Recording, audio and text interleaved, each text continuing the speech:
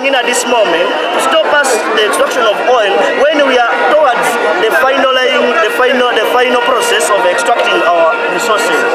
You have tortured us. You have made us to suffer. You have left us jobless. We believe, as the students of Uganda, it's the high time we raise up. As students, we have a very good petition to the European Union. On that very note, we as the students of Uganda, we call upon the ambassador of the European Union inside there. Yes! Come out and receive our petition.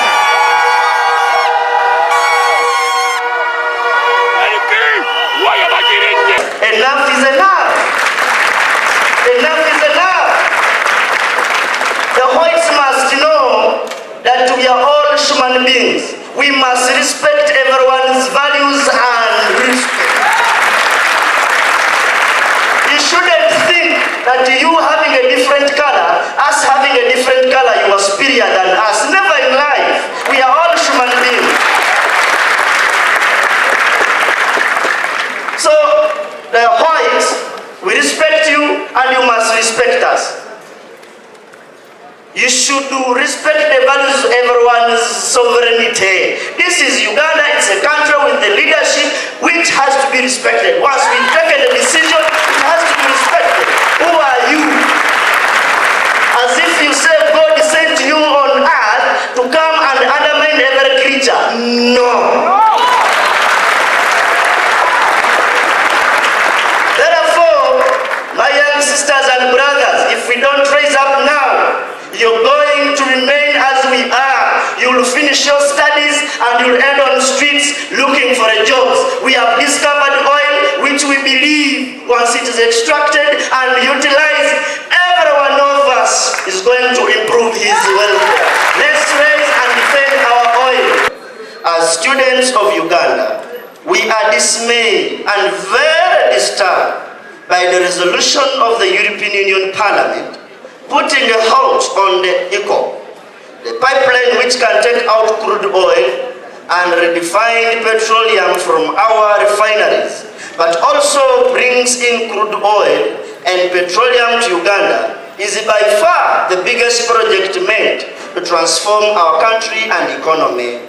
We are aware that without harnessing our natural endowments to invest directly into the livelihoods of our people, Uganda will remain dependent on the mercy of almsgivers, even when we have mineral deposits of gold, copper, uranium, oil, and many more others. The extraction and use of these minerals from Uganda, Africa, and many parts of the world is the foundation upon which Europe stands economically. The blatant plunder of resources in the Congo by Belgium, the killings and the maiming of indigenous people in the process, the theft by the Imperial Britain in South Africa, Germany in Tanganyika, and elsewhere. It is this historical injustice that has maintained the economic disparities, which in our view, Europe continues to think they have the legitimacy to order us around.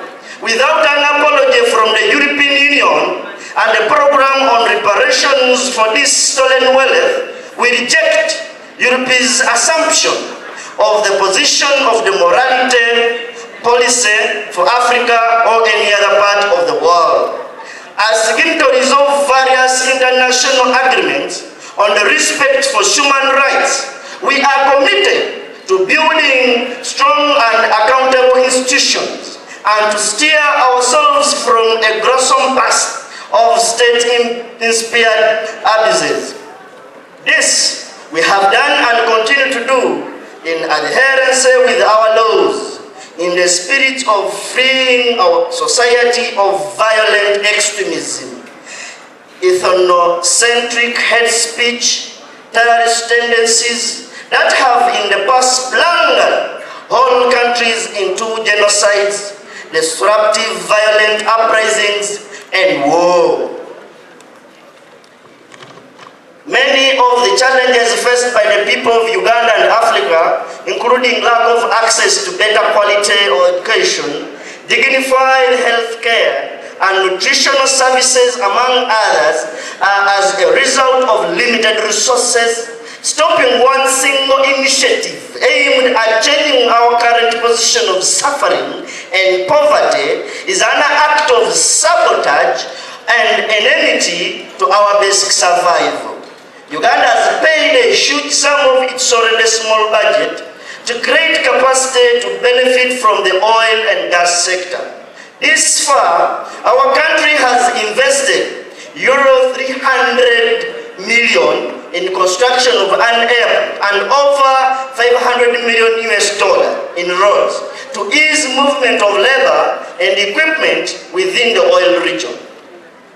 It is immoral for members of the European Union who have enjoyed good education at prestigious universities to sit on their high horses and put a crashing stop to our prospects, on our dreams and aspirations, more especially for the thousands of students who have spent hours and years of hard work to equip themselves with knowledge and skills and are now ready for employment in the oil field.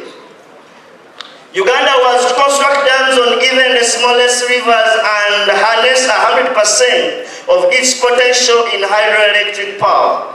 We would have 6,000 megawatts of electricity. This is nothing in comparison to what is required to 10 very big industrial facilities, each with a capacity to employ 500 people. If we are to achieve an industrial-driven economy that can create meaningful employment for millions of our people, our sisters, our brothers, our uncles, our aunties, our mothers, our fathers, we must without a doubt explore our alternative universally accepted resources of energy. We support the government on both the refinery and pipeline as one of the sure ways to end our energy wars for meaningful participation in industrialization. The European Union is one of the biggest buyers of Russian oil and gas resources. Europe alone has 103 operational nuclear power plants. France alone has 56 nuclear plants. France has 70% reliance on a nuclear power. Out of the 19 European states, 10 get more than 1/3 of their total energy from nuclear power to run their robust industrial networks, hence dominating manufacturing. As students of Uganda, we stand against the economic sabotage of Europe in their resolution to stop Uganda from developing this capacity to use nuclear power for God and my country. To deliver our petition to European Union, to let them understand that actually it is our role as a nation, as Africa, as East Africa, to exploit and manage our resources. It is very unethical and not correct for the European Union to say and sabotage our program of ECOP oil pipeline, and the following day they are passing $266 million euros to support our same pipeline in Norway.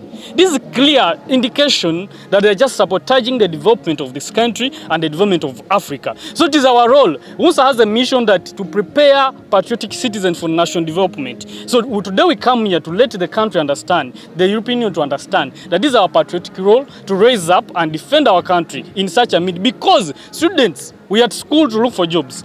The oil program of this country is giving us over 1 million jobs. What else do we want? That's what we want. So if you sit in European Union Parliament and you want to decide for us on how to develop, it is totally not right, and we are letting them know in our voices that please let us do what we are supposed to do.